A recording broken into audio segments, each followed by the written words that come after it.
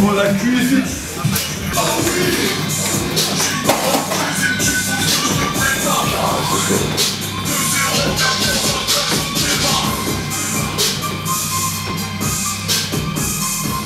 Taste it, got my own money home, why would I waste it? Money got legs, so of course I'ma chase it. Got my own head, so you know I gotta face it.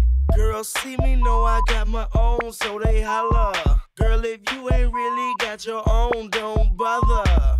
Cause truthfully, I was taught by my mama. She said any girl I get, make sure her pockets fatter. You ain't getting nowhere fast. I got my own bitch, own house, and own cash. If I'm doing dirt, man, I'm on my own task. Got my own gun and my own mask. East side, west side, north side, south side, I be on that. Peace out, we out, shout it, headed to that old man. Hit the weed man and get my own bag. I know you heard that. Look at me, look at me, look at me.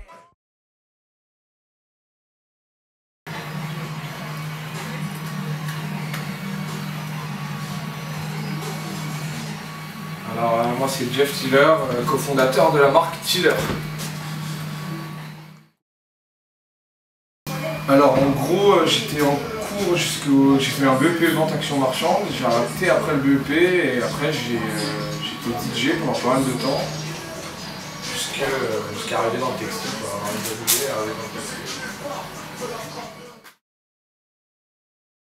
Alors en gros Tiller c'est une contraction de t-shirt et de dealer.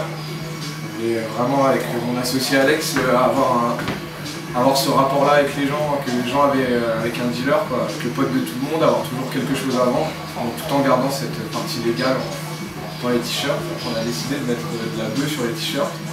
Ça a bien marché au début, ça marche toujours assez bien. Une grosse partie des gens qui nous suivent à cause de ça. Mais au-delà de ça, on vend, je pense aussi un lifestyle. On vend pas que des t-shirts. On fait de faire des photos tous les jours sur la page Facebook, de communiquer avec les gens, de faire des soirées, de faire de la musique. Ça nous rapproche des gens, on est assez accessible, donc ça permet qu'il y ait un vrai échange entre nous et notre public. Donc ça c'est cool.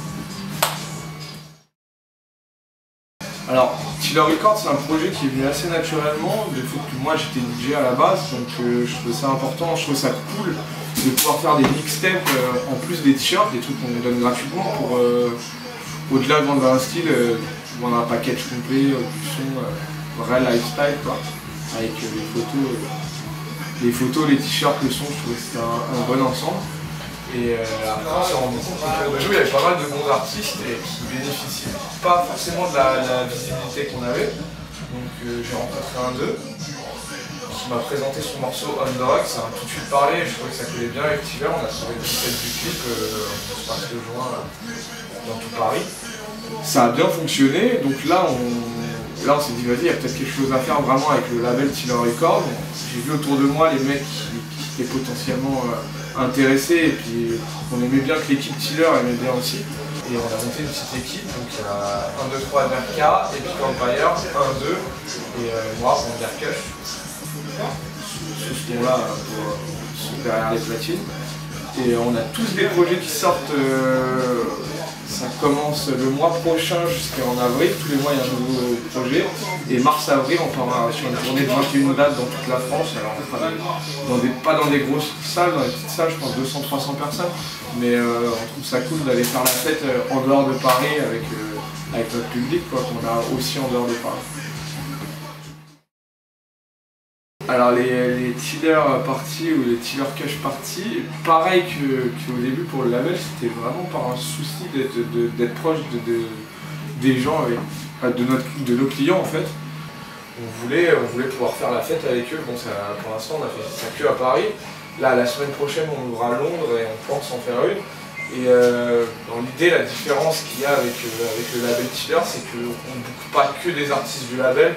Il y a des plus gros artistes, on a déjà bossé avec Pone, par exemple, les Mike, les mecs des Birdinanam, on est assez proche d'eux, et ça correspond bien à notre public. Donc voilà, je pense qu'on est amené à faire de plus en plus d'événementiels avec Tiller, que ce soit soirée ou je sais pas, événements skate. plein de trucs comme ça. Tu vas nous retrouver par exemple sur le salon d'éducation le mois prochain. Les gens, je pense pas qu'ils nous attendent là-bas, mais on amène des nouveaux trucs, on essaie de créer de la nouveauté. On veut aller là où les gens nous attendent pas forcément.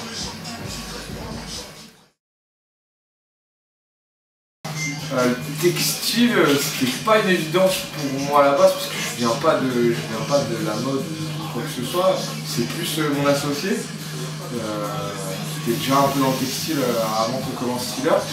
Mais je pense que pas le textile en soi-même, mais le t-shirt, je trouve que c'est le meilleur moyen de communication. C'est comme une pub, elle toute seule, elle communique ce que tu veux dire à travers un dessin, et puis tous les gens y emportent, puis ton message se propage.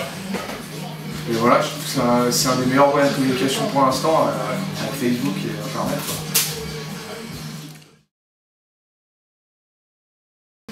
Notre meilleur produit, de base, si tu suis les chiffres, je pense que c'est les t-shirts, et en particulier le Dewey. Mais après c'est un peu, les chiffres sont un peu faussés parce qu'à la base on a commencé, on avait que des t-shirts.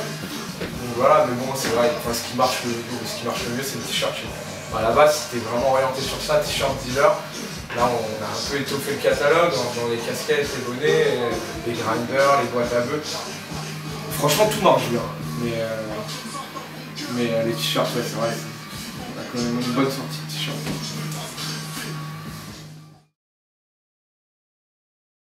On a travaillé avec pas mal d'artistes déjà. Alors en tant que DJ, comme je t'ai dit tout à l'heure, il y a des mecs de Birdie on est assez proches d'eux.